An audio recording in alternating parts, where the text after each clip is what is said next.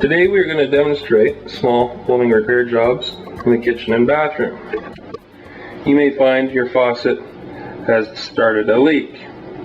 To repair a leaky faucet, single handle for example, simply go underneath the sink, locate the shutoff valves which lead to the faucet.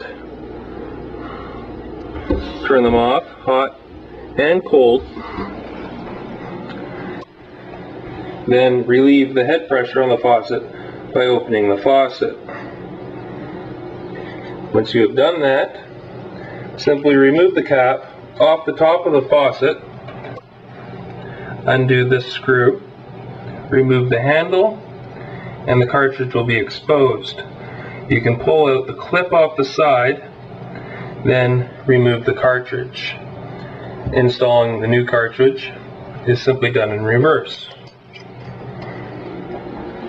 You may also find you've developed a leak on the drain underneath your sink, quite often coming from the basket strainer, the seal from the sink to the basket strainer, slip joint, tailpiece, or the P-trap. To diagnose this problem, we recommend drying off all the piping underneath the sink with a dry cloth. Underneath the P-trap and back towards the wall. Once you've done that, turn on the faucet